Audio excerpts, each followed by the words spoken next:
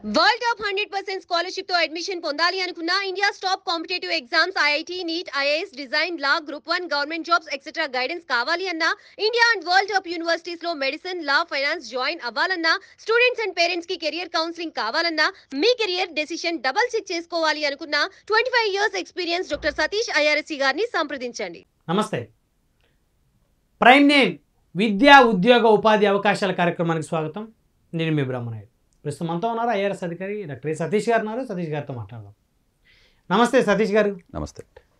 ప్రస్తుతం మనతో ఉన్నారు ఐఆర్ఎస్ అధికారి డాక్టర్ సతీష్ గారు ఉన్నారు. సతీష్ గారితో మాట్లాడదాం.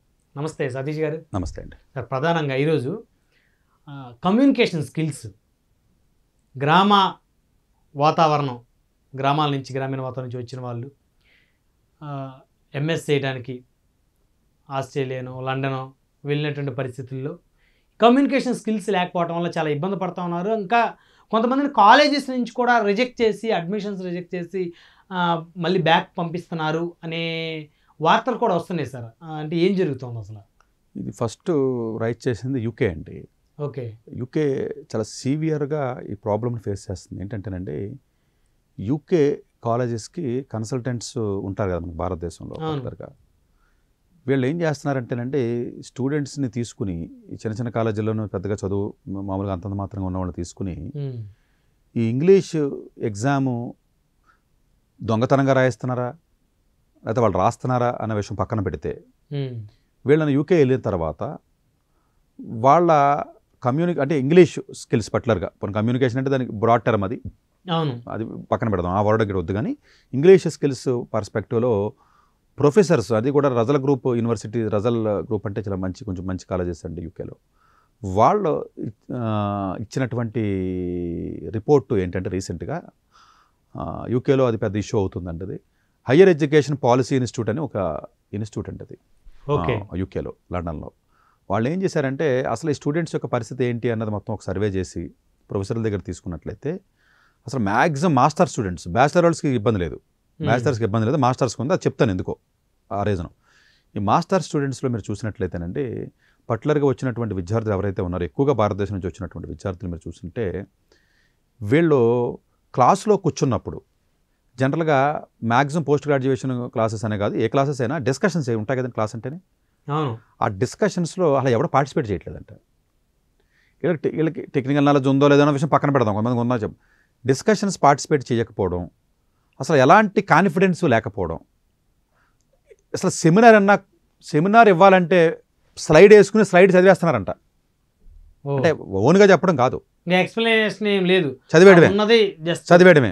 అవి ఎలాగా చిన్న చిన్న కాలేజీలో చదివిన స్టూడెంట్స్ ఉంటారు కాబట్టి వాళ్ళతో బాగా ఇబ్బంది ఉండదు కాబట్టి ఏదో అయిపోయి అన్నిటికంటే డేంజరస్గా మన పెట్టింది ఏంటంటే, ఒక ప్రొఫెసర్ చాలా చిత్రంగా చాలా సీవియర్గా కామెంట్ చేశాడు ఒకటి ఇండియన్స్ మీద.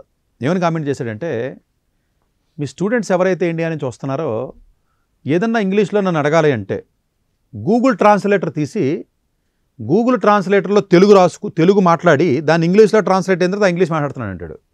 అంటే కామెంట్ చేసింది ఒక రజల్ గ్రూప్ యూనివర్సిటీస్, అంటే 2 రజల్ గ్రూప్ సంబంధించిన యూనివర్సిటీస్ చేశారు. ఆ రిపోర్ట్ చాలా క్లియర్గా ఇచ్చాడండి వాడు.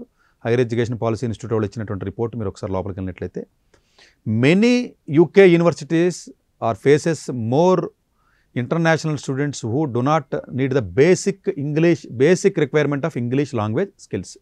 ఓకే, అది వాళ్ళు ఇచ్చినటువంటి స్టేట్మెంట్ అఫీషియల్గా. Mainly for the masters programme. జనరల్గా అంటే మాస్టర్స్కి వెళ్ళి విద్యార్థులు మనం అబ్జర్వ్ చేస్తే నా వీడియోలో కూడా మీరు చూస్తేనండి, మనం ప్రైమ్ ఇయర్ నుంచి చూసి ఎక్కువగా 11th 12th యూజీ గురించి మాట్లాడతాను. మీరు అబ్జర్వ్ చేస్తే మన ఎపిసోడ్లో పీజీ అంటేనే నాకు మంచి ఒపీనియన్ ఉండదండి. 4 ఏళ్ళు కాలేజీల్లో ఎంత వరస్ట్గా తయారవ్వాలి అంత వరస్ట్గా నాశనం అయిపోతారండి. చెత్తాచెదరం కాలేజీలు ఎక్కువ ఉంటాయి మనకు భారతదేశంలో. వీడికి ఆల్రెడీ 11th 12th వరకు కొంత నాలెడ్జ్ ఉంటుంది. ఎవరికైనా గ్రాఫ్ పెరగాలి కదా. అవును, మనకి భారతదేశంలో ఎలా ఉంటుంది తెలుసా, 12th దాకా గ్రాఫ్ బాగుంటుంది, చెప్పినట్టు వింటాడు, రోజుకు 10 గంటలు చదువుతాడు, ఎంతో కొంత డిసిప్లిన్ ఉంటుంది. ఒకవేళ మన దగ్గర డిసిప్లిన్ లేకపోతే నారాయణ చైతన్యం డిసిప్లిన్ ఏర్పాటు చేస్తాడు, 12 గంటలు కూర్చోబెడతాడు. అది మంచిదే, క్రైమ్ రేట్ పరకుండా కాపాడుతుంది ఆడే. యాక్చువల్గా మనకి పొద్దునుంచి సాయంత్రం దాకా కూర్చోబెడతాడు అనుకుంటున్నాం కదా, ఇంట్లో కంట్రోల్ చేయలేరు. తర్వాత సడన్గా యూజీలో డ్రాప్ అయిపోతుంది మనకి.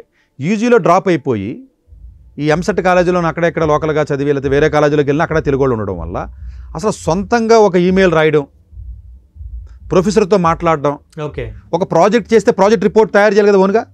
అసలు ప్రాజెక్ట్ ఉండదు, రిపోర్ట్ ఉండదు, ఫైనల్ ఇయర్ తీసేసి ఉండదు, ఓన్గా రాయడు, ఓన్గా రాయరు.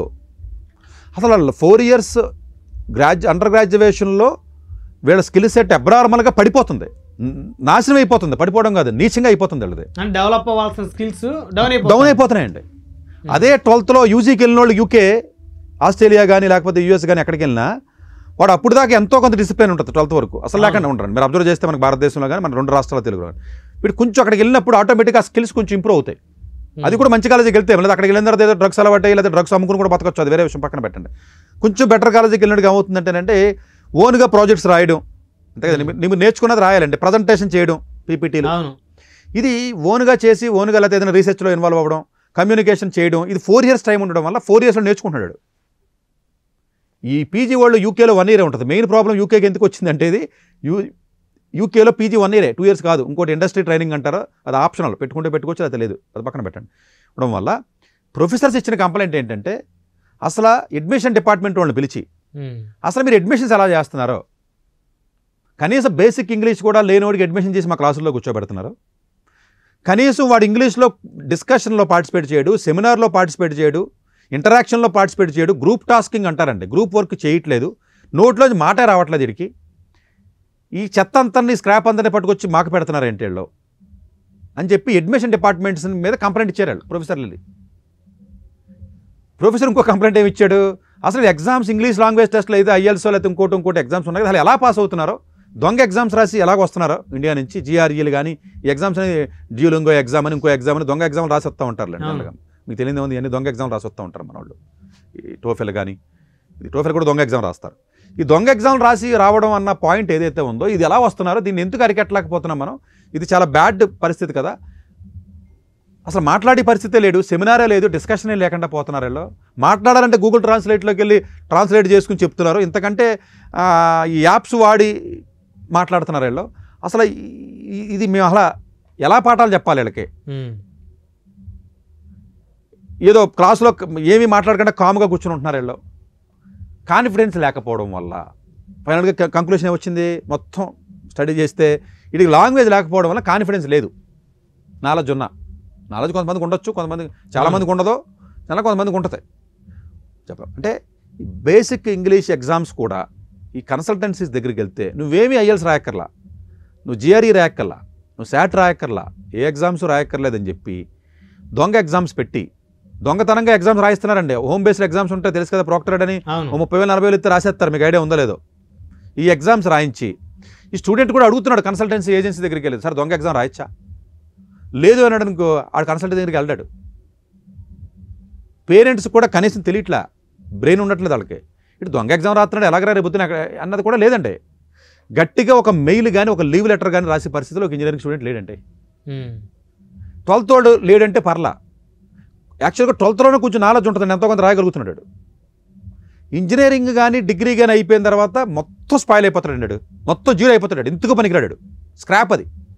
ఈ స్క్రాప్ అక్కడికి వెళ్తాం ఎవరో ఏజెన్సీని పట్టుకుని.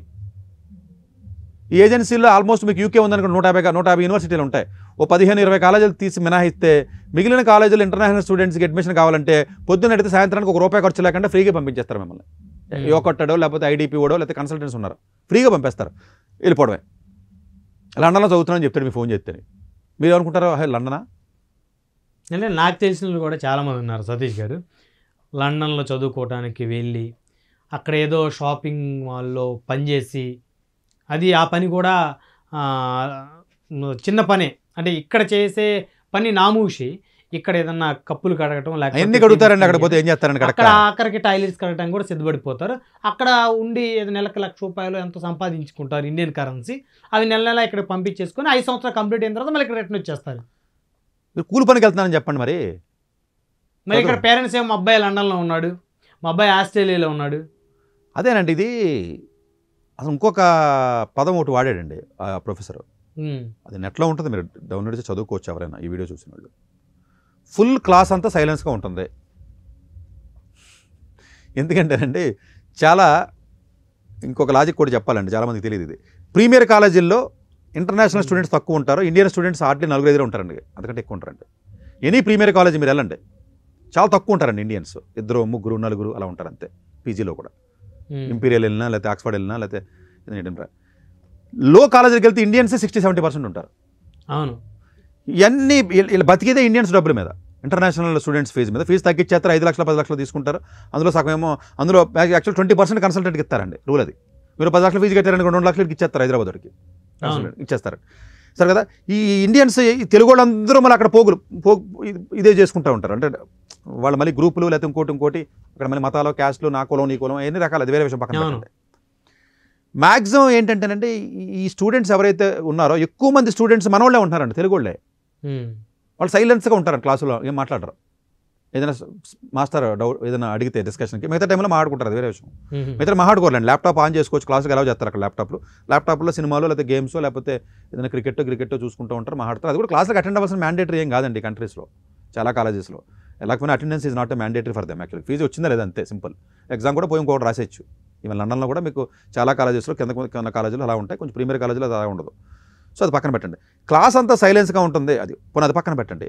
ఏ కోర్స్ చదవడానికి వెళ్తున్నాడో very poor information about the course, అదో పదం వాడాడు ఆయన ఇచ్చిన దాంట్లో పదాలు నేను చెప్తున్నాను ఇంటర్వ్యూలో. అంటే అక్కడికి వెళ్ళి ఏదో పని చేసి కొంత సంపాదించుకోవాలనే కాన్సెప్ట్ కాదండి.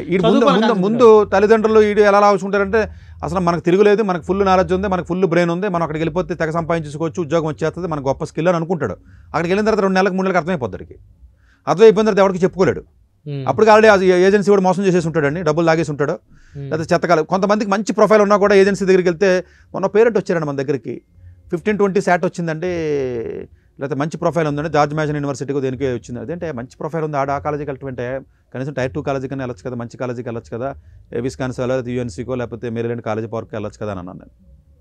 తెలియదండి, కొట్టాడు డబ్బులు ఇదైంది కదా, వాడు డబ్బులు ఏం తీసుకోకుండా ఇచ్చేసాడంటే సీటు అన్నాడు. సో అయిపోయింది అంతే, డైరెక్ట్గా అక్కడికి కనెక్షన్ ఉంది, డబ్బులు ఇస్తాడు, అయిపోయింది.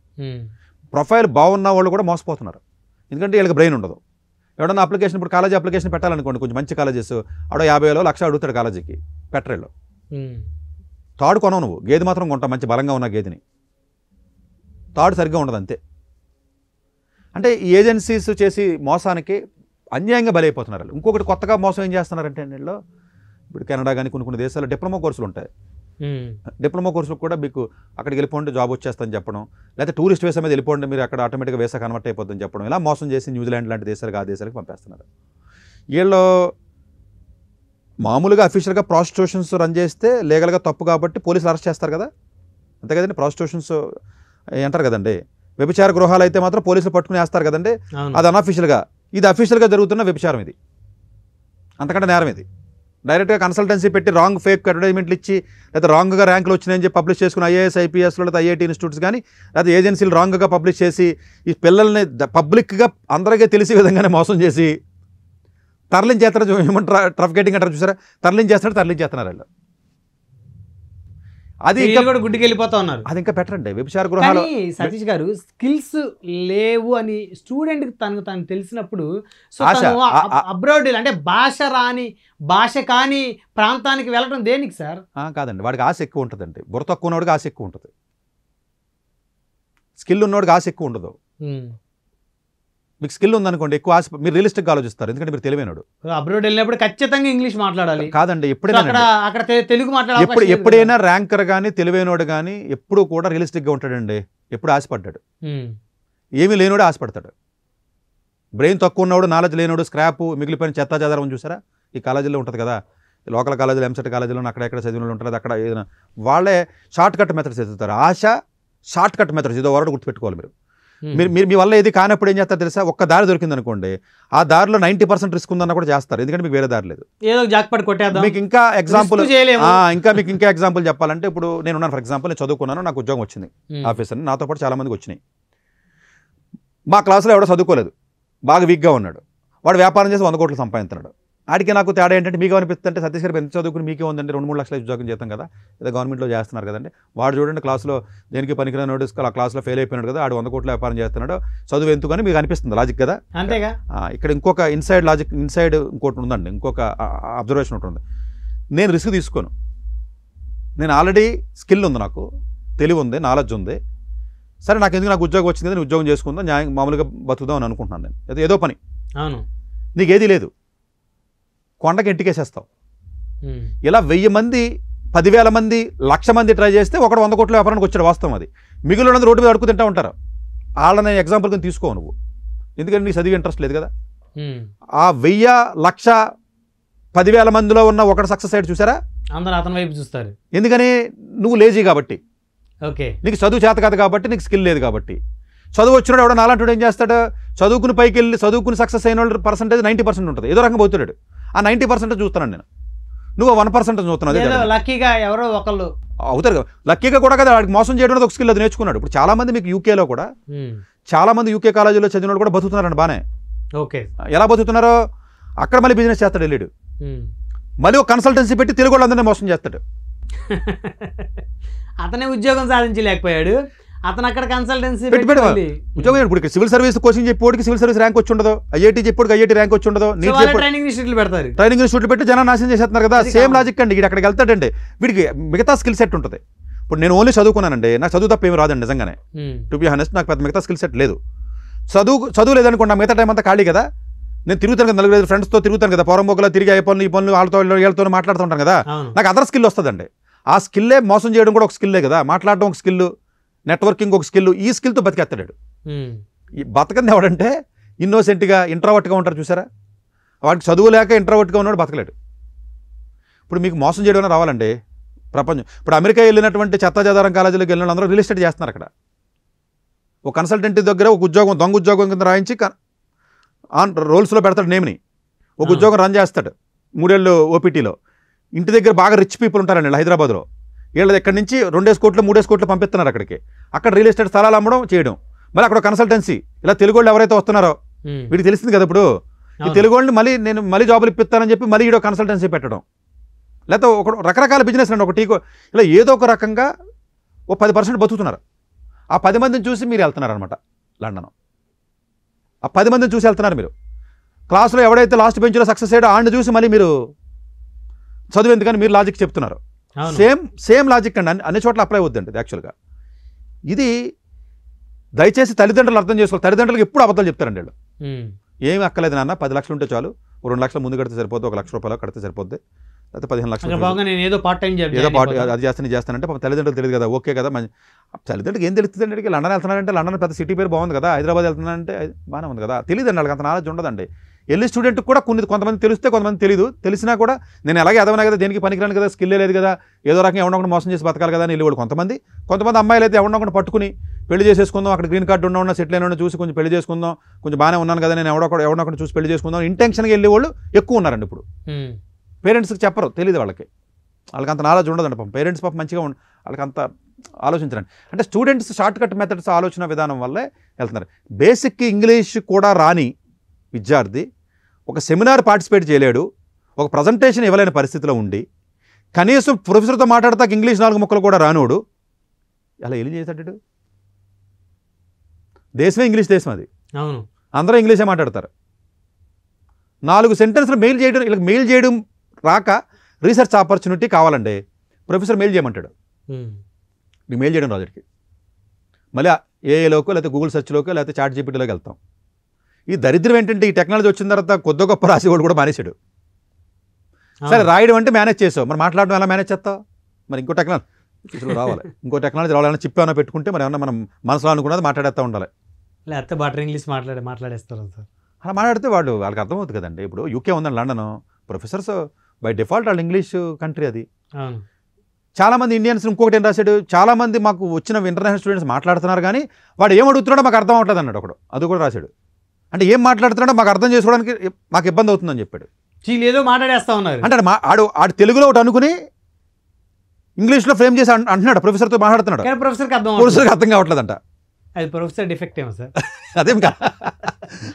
ఇంకొకటి ఏం చెప్పాడంటేనంటే ఆయన వాడిన పదం స్టూడెంట్స్ని పిలిచి ఒక టాపిక్కి చదవమంటారు ఏదన్నా ప్రాజెక్ట్ అనేది. What you have read on this topic అంటే నువ్వు దీని నుంచి నువ్వేం నేర్చుకున్నావు అంతే కదా, అలా అవసరం లేదంట, చెప్పట్లేదంట. అంటే ఈ టాపిక్ని చదవరా బాబా అని అన్నానండి. నువ్వు ఏం నేర్చుకున్నావు నువ్వు కన్సైన్స్గా బ్రీఫ్ చేసి లేకపోతే కంక్లూడ్ చేయడమో లేకపోతేనేమో సమరీ చెప్పాలి కదా, ఖచ్చితంగా చెప్పలేకపోతున్నారు. ఇది మీరు ఏమన్నారంటే స్టార్టింగ్ ఇంట్రడక్షన్లో పల్లెటూరులోనూ లేకపోతే విలేజ్లోనూ లేకపోతే తెలుగు మీడియం స్కూల్లో చదివిన పిల్లలు కదండి ఇబ్బంది పడుతున్నారని అనుకుంటున్నారు. అది రాంగ్ ఇంటర్ప్రిటేషన్. ఎందుకంటే ఇప్పుడు పీజీకి వెళ్ళే విద్యార్థులు చాలా మంది తెలుగు మీడియం చదువుకున్న వాళ్ళు ఎవరు లేరులేండి, ఎక్కువ మంది ఇంగ్లీష్ మీడియం. ఆ రోజులు వేరు. అవును, ఇప్పుడు దాదాపు 10th క్లాస్ వరకు తెలుగు మీడియం చదువుకున్న ఇంటర్మీడియట్ నుంచి అందరూ ఇంగ్లీష్ మీడియమే. 10th క్లాస్ వరకు కూడా తెలుగు ఇంగ్లీష్ మీడియం చదువుతున్నారులేండి. సరే, ఇప్పుడు నేను 10th క్లాస్ వరకు మీరు వేరు, తెలుగు మీడియం మీరు వేరు. ఇంగ్లీష్. ఇప్పుడు చూడండి, ఇప్పుడు డిగ్రీ పాస్ అవుతున్న వాళ్ళ జనరేషన్ పరిస్థితి వేరు. నిజంగా తెలుగు మీడియం చదివినా కూడా ఇప్పుడు మేము అందరం చదివిన తెలుగు మీడియం అయితే మీరు చదివిన తెలుగు మీడియం అది వేరే విషయం. సో అట్లీస్ట్ మన కమ్యూనికేషన్ అనేది చేయగలుగుతున్నాం. మనం అంత ఎక్స్పర్ట్ ఇంగ్లీష్ కాకపోయినా కనీసం అట్లీస్ట్ మనం భావాన్ని చెప్పగలుగుతున్నాం. మన ప్రోడక్ట్ని మనం ఎక్స్ప్లెయిన్ చేయగలుగుతున్నాం, మన భావాన్ని మనం చెప్పగలిగే పరిస్థితిలో ఉంటారు. వీళ్ళు ఏంటంటేనంటే it's not about the school education weak అవ్వడం లేదా గవర్నమెంట్ తెలుగు మీడియం చదవడం అన్నది కాదు. అలా అనుకుంటే చాలామంది యూజీకి వెళ్ళిన వాళ్ళు బాగా సక్సెస్ అవుతున్నారు కదా, మాట్లాడగలుగుతున్నారు కదా.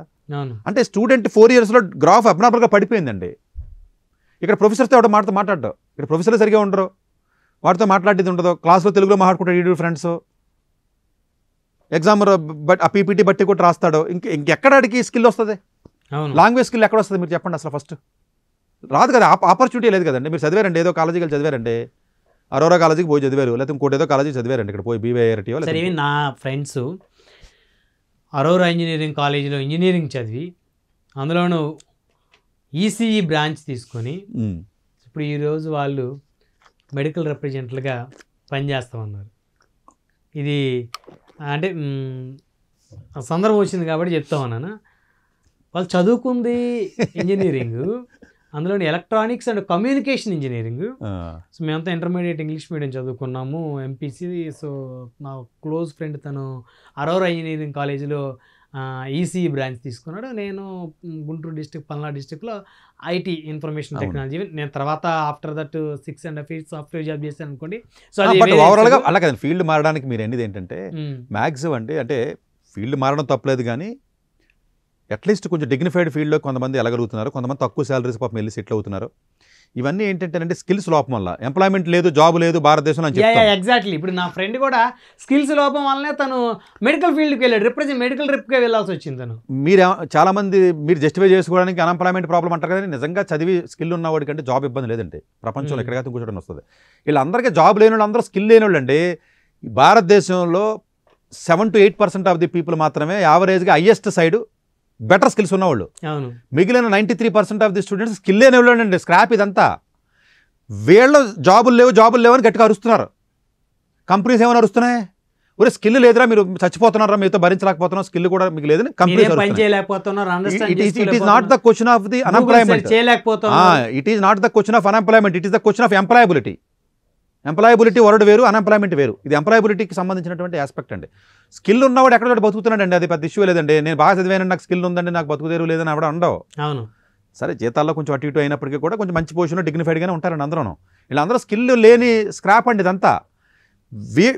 ఈ వీళ్ళు అండర్ గ్రాడ్యుయేషన్ ఉన్నప్పుడు కనీసం ఇంగ్లీష్ అయినా నేర్చుకోండి దయచేసి, మీరు బేసిక్ థింగ్స్. ఇప్పటికే విపరీతం బ్యాడ్ నేమ్ ఉంది మనకి ఇండియన్ స్టూడెంట్స్ అంటే, ఇంటర్నేషనల్ స్టూడెంట్స్ పర్టికులర్గా. చైనీస్ ఇంగ్లీష్ మాట్లాడలేదంటే పర్లేదండి పాపం, ఎందుకంటే అటు చైనీస్ లాంగ్వేజ్లో ఉంటాడు, ఇంగ్లీష్ లేదు, స్కూల్లో లేదు, కాలేజీలో లేదు. మీకు తెలుసా ఇంజనీరింగ్ కూడా వాళ్ళు చైనీస్ లాంగ్వేజ్లో చదువుతారండి పాపం. సో వాళ్ళు మెడికల్ కూడా చైనీస్ లాంగ్వేజ్ అండి, ఇంగ్లీష్ లాంగ్వేజ్ కాదు. లండన్ వెళ్తే కష్టం, తప్పే అది కాదు. వాళ్ళు అర్థం చేసుకోగలరండి. కాలేజీలో ఉన్న ప్రొఫెసర్స్ కనీసం ఏమవుతుందంటేనండి, ఇంజనీరింగ్ మెడికల్ కూడా చైనీస్ లాంగ్వేజ్ చాలా మంది తెలియదు. అండర్ గ్రాడ్యుయేషన్ కూడా పోస్ట్ గ్రాడ్యుయేషన్ కూడా చైనీస్ లాంగ్వేజ్లో ఉంటాయి. అక్కడ కొన్ని కోర్సులు మాత్రం ఇంగ్లీష్ లాంగ్వేజ్లో ఉంటాయి. ఇంజనీరింగే చైనీస్ లాంగ్వేజ్లో చదివాడు కాబట్టి ఇంగ్లీష్లో ఉన్న ఆర్టికల్స్ ఉంటాయి, చదువుతారు, బుక్స్, అది వేరే విషయం. కానీ బట్ బేసికల్గా చైనీస్ లాంగ్వేజ్ యూనివర్సిటీస్ అవి. ఇట్స్ ప్యారిస్ ఉంది, ఫ్రెంచ్ లాంగ్వేజ్లో ఉంటాయి అండర్ ఇంజనీరింగ్. చాలామంది తెలియదు ఇది. అందువల్ల వాడు ఇంగ్లీష్ మాట్లాడలేదు అంటే ఇట్స్ డిఫరెంట్ స్టోరీ. మనమేంటి, మనం చదివింది ఇంగ్లీష్ మీడియం కదండి, 11th 12th. ఇది ఈ యూకే యూనివర్సిటీ వాళ్ళు తెంగరాదవాళ్ళు ఇంకో చేసి తప్పు ఏంటంటే, ఇంజనీరింగ్ ఇంగ్లీష్ మీడియం చదివావా, ఐఎల్స్ అక్కర్లేదు అంటున్నారు టోఫెల్ను, ఇంగ్లీష్ మీడియం చదివా కదా అని. ఇప్పుడు జ్ఞానం వచ్చింది వాళ్ళకి, కొంచెం రాయండి రా బాబు ఎగ్జామ్ అని చెప్పేసి. అది దొంగ ఎగ్జామ్ అని ఇంట్లో రాసేయచ్చాను టోఫెల్లో, జిఆర్ఈ ఇంట్లో రాసేస్తున్నారు. అందుకని వాళ్ళు గోల పెట్టి ఈ యూనివర్సిటీస్ అన్ని అడ్మిషన్ డిపార్ట్మెంట్స్కి కంప్లైంట్ చేసి, అసలు మీరు ఈ చెత్త చదవడానికి పట్టుకొచ్చి మా మీద పెట్టకండి, అసలు క్లాసులో చాలా ఇబ్బంది అవుతుందని చెప్పేసి. అసలు ఈవెన్ కొంచెం మంచి కాలేజీలో ఉన్న ప్రొఫెసర్సే చేశారు, ఒక రీసెర్చే చేశారండి. హయ్యర్ ఎడ్యుకేషన్ పాలసీ ఇన్స్టిట్యూట్ ఏదైతే మీకు నేను చెప్తున్నానో, ఇన్స్టిట్యూట్ రీసెర్చ్ చేసి ఇది కరెక్ట్ కాదు. ఇది ఒక్కసారి స్టార్ట్ అయిన తర్వాత మళ్ళీ ఆస్ట్రేలియాలో స్టార్ట్ అయింది, మళ్ళీ యూఎస్లోను. మాకు అదే ఇబ్బంది అని. సో ఫైనల్గా దీనికి కంక్లూజన్ ఏంటి? దీనికి కంక్లూషన్ ఏం లేదండి. దయచేసి పిల్లలు ఎవరైతే మీరు పీజీకి వెళ్తారు, యూజీకి వెళ్ళి పెద్దగా ఇబ్బంది ఉండదండి. 4 years టైం ఉంటుంది, జాగ్రత్త చదువుకుంటారు, 12th వరకు డిసిప్లిన్గా ఉంటారు, యూజీతో పెద్ద ఇబ్బంది ఉండదండి. ఈ పీజీకి వెళ్ళే వాళ్ళు దయచేసి యూజీలో కనీసం లాంగ్వేజ్ అయినా నేర్చుకుని సావంటారా బాబు మీరు? ఇంగ్లీష్ నేర్చుకోమంటారు మినిమం, బేసిక్ థింగ్ అండి అది. సో యూజీలోనే మినిమం స్కిల్స్ నేర్చుకొని పీజీకి మినిమం లాంగ్వేజ్ స్కిల్స్ వెళ్ళి అక్కడికి వెళ్ళిపోయి మీరు మీరు మీరు మీరు మీరు హోటల్లో కేఎఫ్సీలో పనిచేయాలనే లాంగ్వేజ్ రావాలి కదా. మరి వచ్చినోడికి ఆర్డర్ తీసుకోవాలి, వెళ్ళి తెలుగులో ఏం కావాలి అని అడగలేరు కదా, అడగలేం కదండి. సో సైగ చేయాలేమో సార్ మెనూ కాదండి, అసలు వీళ్ళు కనీసం సెంటెన్స్ ఫ్రేమ్ చేయడం కూడా రావట్లేదండి. టెన్స్లో కూడా సరిగా రావట్లేదండి. మాకు చూస్తాం కదండి, పీజీకి వస్తూ ఉంటారు స్టూడెంట్స్ వస్తారు కదా, అంటే వాళ్ళ 4 yearsలో అలాంటి ఆపర్చునిటీ రావట్లే. ప్రాజెక్ట్ ఉండదు, థీసిస్ రాయరు, ప్రజెంటేషన్ చేయరు, సరిగ్గా చేయరండి. కాలేజ్ అన్ని కాపీ కొడతారు, ఫైనల్ ఇయర్ థీసిస్ కూడా డబ్బులు కొని సబ్మిట్ చేస్తూ ఉంటారు, ఎగ్జామ్స్ పీపీటీలు చదివి రాస్తూ ఉంటారు. సొంతంగా రాసి ప్రజెంటేషన్ స్కిల్స్, రైటింగ్ స్కిల్స్ రావట్లా యూజీల్లో, ఈ చిన్న చితక కాలేజీల్లో. అవును, కొద్దిగా గొప్ప వచ్చే అవకాశం ఉన్న రోజులు పోతున్నాయి. ఇప్పుడు చాట్ జీపీటీలు వచ్చిన తర్వాత ఇంకా అధ్వానంగా తయారైపోతున్నాయి ఈ లాంగ్వేజ్ స్కిల్స్ అనేవి. సో ఇది కొంచెం మరి అంటే నేను చెప్పేది ఎక్స్ట్రీమ్ ఇంగ్లీష్ కాదండి. ఎక్స్ట్రీమ్ ఇంగ్లీష్ నేను మాట్లాడలేను, మీరు మాట్లాడలేరు. అవును, అట్లీస్ట్ మనకున్న భావాన్ని చెప్పడం, అవతలోడికి మన బాధ అర్థం కావాలి, ఏదైనా డిస్కషన్స్లో పాల్గొవడం, సెమినార్స్ లాంటి వెళ్ళి చక్కగా ప్రజెంటేషన్ చేయడం, ఈ బేసిక్ థింగ్స్ అన్నా కొంతన రావాలండి. అంత రావక్కర్లా, కొంతన రావాలి. ఎక్కువగా యూజీ ఈ చిన్న చిన్న కాలేజీలో చదివిన వాళ్ళు పీజీకి ఎవరైతే వెళ్తున్నారో అది వీళ్ళ రిపోర్ట్ కూడా ఎక్స్క్లూసివ్గా పీజీ అని రాశారు. Okay, it's not UG. UG కొడితే ఇబ్బంది లేదు వాళ్ళకి. యూజీ కొంచెం 12th వరకు కొంచెం పద్ధతిగా చదువుతారు కాబట్టి అక్కడి నుంచి కొంచెం అలవాటు అవుతుంది, ఏదో పడతారు. అంటే ఇది మీరు అనొచ్చు చిన్న చిన్న కాలేజీల్లో కూడా ఇబ్బంది పడతారు. ఇది రజల్ గ్రూప్ యూనివర్సిటీకి సంబంధించిన ప్రొఫెసర్స్ కామెంట్ చేసింది. ఇది రజల్ గ్రూప్ అంటే కొంచెం మన యూఎస్ ఐవీ లాగా కొంచెం మంచి కాలేజెస్ అండి, వాళ్ళ తల్ల పట్టుకుని వస్తున్నారు. సో ఫైనల్గా పీజీకి వెళ్ళాలనుకునే ముందే యూజీలోనే స్కిల్స్ నేర్చుకోమని చెప్తారు. అట్లీస్ట్ లాంగ్వేజ్ స్కిల్స్ నేర్చుకోండి. టెక్నికల్ స్కిల్స్ ఎలాగా మీరు చదివే కాలేజీలు చెత్త చెదరం అయితే రావు, ఎలాగానో నేర్చుకుంటే అక్కడికి వెళ్ళిన తర్వాత కనీసం మీరు ఏదైనా చేయడానికైనా చేయండి. అంతే తప్ప ఏజెన్సీస్ దగ్గరికి వెళ్ళి వాడికి ఏం అక్కర్లేదు నేను పంపించేస్తానని చెప్తే మీరు ఏం వద్దు, ఏం ఎగ్జామ్ వద్దు అంటే మాత్రం మీరు బలి నవ్వుతారు. మీరు వెళ్ళారనుకోండి ఎవడన్నా ఏజెన్సీ దగ్గరికి, ఏమీ లేదురా నేను పంపించేస్తాను యూకే అంటే పంపించండి సార్ అంటాం. అంతే, ఎగ్జామ్ రాసి రిస్క్ ఎంత కష్టం, మనం పడలేమనే ఆలోచన ఉంటుంది ఎవరికైనా. ఇది కొంచెం తప్పండి. దయచేసి ఎగ్జామ్ రాయండి, ఐఎల్స్ కానీ టోఫెల్ కానీ ఇలాంటి ఎగ్జామ్స్ సొంతంగా రాయండి. మళ్ళీ దొంగ ఎగ్జామ్ రాయకండి. ప్రతి ఏజెన్సీకి వెళ్ళి దొంగ ఎగ్జామ్ రాయొచ్చా, ఎవరినారో చేత రాయించారని అడుగుతున్నారండి వెళ్ళి. స్టూడెంట్ అడగచ్చు అలాగా, స్టూడెంట్ అడుగుతున్నాడు వెళ్ళి ఎవరిన ఏజెన్సీస్ని. ఆ ఏజెన్సీస్ కూడా సిగ్గు లేకుండా, బుద్ధి లేకుండా వాళ్ళ ఇంట్లో వాళ్ళ పిల్లడికి అయితే అలా చేస్తాడా? ద్రోహం కదా సార్ అది. ద్రోహం, అదే చెప్తున్నానండి. వ్యభిచారం చేస్తే తప్పు, పట్టుకుంటున్నారు పోలీసులు. దానికంటే నీచమైన పని పబ్లిక్గా చేస్తున్నారు వీళ్ళు. అది ఇంకా పర్లేదండి, అది పొట్టగుట్టు గురించి చేస్తుంది వ్యభిచారం, అది తప్పేం కాదు. అది దాన్ని బతుకుదేరువు లేక చేస్తుంది. ఏ ఆడది కావాలని వ్యభిచారం చేయదు, ఏ ఆడది కావాలని చేయదండి. దాన్ని బతుకుదేరువు లేక ఒళ్ళు అమ్ముకుని బతుకుతుంది, అది తప్పు కాదు. అది మిగతా ఏషియన్ కంట్రీస్లో ఎక్కడా కూడా అసలు దాన్ని లీగలైజ్ చేస్తే సగం క్రైమ్ తగ్గుద్ది భారతదేశంలో. ఇప్పుడు థాయిలాండ్లో కానీ, బ్యాంకాక్లో కానీ, వియత్నాం కానీ, ఇండోనేషియా కానీ, ఏషియన్ కంట్రీస్లో ఏ కంట్రీస్లో కూడా క్రైమ్ ఎందుకు జరగదు అనుకుంటున్నారో అది లీగలైజ్ చేసేసారు. It's a different story. సరే, ఇప్పుడు అలా అంటే మళ్ళీ నెగిటివ్గా నా మీద కామెంట్ చేస్తారు. అది కాదు మీరు పట్టుకోవాల్సింది, అవి కాదు. అంతే కదండి. సో ఈ ఏజెన్సీస్ మాటలు దయచేసి నమ్మకండి. మీరు సొంతంగా చదివి కష్టపడి యూజీలో మార్కులు తెచ్చుకుని కొంచెం ఎంత చిన్న కాలేజీ అయినా మీరు కనీసం ప్రాజెక్టులు రాయడమో, లేకపోతే ఇంగ్లీష్ రైటింగ్ రాయడమో, ప్రజెంటేషన్ చేయడమో, అవకాశం వస్తే కనీసం సెమినార్లో పార్టిసిపేట్ చేయడమో, ఇది అలవాటు చేసుకోండి దయచేసి. యూజీలో ఉన్నప్పుడే ఎంతో కొంత లాంగ్వేజ్ స్కిల్ సెట్ వస్తుంది కాబట్టి మీరు పీజీకి వెళ్ళినప్పుడు ఇబ్బంది పడకుండా మీరు ముందుకు సాగడానికి అవకాశం ఉంటుంది. యూజీలో మొత్తం వదిలేయొద్దు. ఎవడొకడు చూస్తాడే పంపిస్తాడు కదా అని చెప్పేసి మీరు మొత్తం వదిలేయకుండా కొంచెం దయచేసి ఈ రకమైనటువంటి 4 years అనేది గోల్డెన్ పీరియడ్ కదండి యూజీలో. మీరు ఆ గోల్డెన్ పీరియడ్ని కనీసం 25% ఆఫ్ ది టైం అన్న చదువు కేటాయించండి. 25% కూడా చదువు కేటాయించండి. చదువు అంటే స్కిల్కి, లెర్నింగ్కి సంబంధించి కనీసం కొంత టైం మీరు స్కిల్ లెర్నింగ్కి మీరు చేసినట్లయితే మీరు రాయండి. సొంతంగా ఒక ఎస్సే రాయండి, ఎవరికైనా చూపించి కరెక్షన్ చేయించుకోండి, రాయడం నేర్చుకోండి. గట్టిగా 4 ముక్కలు రాయలేడు, సివిల్ సర్వీస్ మెయిన్స్ ఎస్సే రాసేస్తాడని చెప్పి క్రాస్ రోడ్స్లోకి వెళ్ళి కోచింగ్ వెళ్తారండి మళ్ళీ చెత్తంతాను. సో ఇది డెఫినెట్గా ఇది మనకి ఇండియన్ స్టూడెంట్స్కి పరువు తక్కువ విషయం కింద చెప్పాలి. అఫీషియల్గా మరి కొంచెం పెద్ద పెద్ద కాలేజీ ప్రొఫెసర్సే చెప్పడం అనేది నిజంగా ఇది బాధాకరమైనటువంటి విషయమే. ఇలాంటిది రిపీట్ కాకుండా ఉండాలి. స్టూడెంట్స్ అందరూ ఏదైనా కంట్రీ వెళ్ళినప్పుడు బేసిక్ లాంగ్వేజ్ స్కిల్స్తో ముందే వెళ్ళాలి. కనీసం ఒక 6 నెలలు అంటే ఉన్న వెళ్ళడం వల్ల training అడ్వాంటేజ్ ఏంటంటే నేర్చుకుంటాడు. ఇటు స్కిల్ లాంగ్వేజ్ లేకపోతే పాపం ప్రొఫెసర్తో మాట్లాడలేడు, ప్రాజెక్ట్స్ రావు, ఆపర్చునిటీ రాదు, ఇంటర్వ్యూస్లో జరిగా మాట్లాడలేకపోతున్నారు అక్కడ. అనవసరంగా వీడికి పోయి వీడు తీసుకున్నట్లు లెక్క. అప్పుడు బాధపడతాడు. ఉపయోగం ఏముందండి? సో యూజీలోనే దయచేసి మీరు నేర్చుకుని తర్వాత పీజీకి వెళ్ళేటప్పటికి సిద్ధపడండి. సిద్ధంగా ఉన్నట్లయితే ఇబ్బంది ఉండదు. ధన్యవాదాలు సతీష్ గారు. మరి ఇది చూశారు కదా, పీజీకి ఇతర దేశాలు వెళ్ళాలి అనుకునేటువంటి విద్యార్థులు ఖచ్చితంగా యూజీలోనే మినిమం కమ్యూనికేషన్ స్కిల్స్ని నేర్చుకునేటువంటి ప్రయత్నం చేయాలి అని చెప్తా ఉన్నారు ఐఆర్ఎస్ అధికారి, అదేవిధంగా prime 9 news education chief doctor ఏ సతీష్ గారు. మరొక ఎపిసోడ్లో మరొక టాపిక్తో మళ్ళీ కలుద్దాం. డాక్టర్ ఏ సతీష్ గారు ఏపీ తెలంగాణ విద్యార్థులకు సుపరిచితమైన పేరు. సతీష్ గారు 2001 యూపీఎస్సీ పరీక్షల్లో ఉత్తీర్ణులై ఇండియన్ రైల్వే విభాగంలో ఉద్యోగం సాధించారు. సతీష్ గారు చదివిన చదువులు engineering, M Tech, MBA, executive MBA, MSc, MBA HR, MA psychology లాంటి పోస్ట్ గ్రాడ్యుయేషన్ డిగ్రీలతో పాటు డాక్టరేట్ కూడా చదవడం జరిగింది. డాక్టర్ సతీష్ గారు నిరంతర విద్యార్థి. అలాగే సతీష్ గారు పలు ప్రతిష్టాత్మక కాంపిటేటివ్ పరీక్షల్లో యూపీఎస్సీ నిర్వహించే సివిల్ సర్వీసెస్ పరీక్షల్లో 159వ ర్యాంక్, అలాగే ఇంజనీరింగ్ సర్వీస్లో 24వ ర్యాంక్, గేట్ ఎగ్జామ్లో 4వ ర్యాంక్, క్యాట్ ఎగ్జామ్లో 99.8%, జీమాట్ ఎగ్జామ్లో 760 స్కోర్, ఇలా పలు కాంపిటేటివ్ ఎగ్జామ్స్లో మొదటి ప్రయత్నంలోనే ఎన్నో ర్యాంకులు సాధించారు. ఇన్ని క్వాలిఫికేషన్స్, డిఫరెంట్ కాంపిటేటివ్ పరీక్షల్లో ర్యాంకులు సాధించిన వ్యక్తులు మన ఇండియాలో చాలా అరుదని చెప్పాలి. ఇలాంటి అకాడమిక్ల పరంగా, కాంపిటేటివ్ల పరంగా ఇన్ని ర్యాంకులు సాధించడంతో పాటుగా గవర్నమెంట్ ఉద్యోగం చేస్తూ పలు అవార్డులు తీసుకున్నారు. సతీష్ గారికి జనరల్ మేనేజర్ అవార్డు జోనల్ లెవెల్లో, ఆల్ ఇండియా లెవెల్లో నేషనల్ లైఫ్ టైమ్ అచీవ్మెంట్ గుర్తింపులు దక్కాయి. అప్రిసియేషన్ ఆఫ్ ప్రెసిడెంట్ ఇండియా నుంచి గానీ life time Sevashree award from Andhra Pradesh మంత్రుల నుంచి అందుకున్నారు.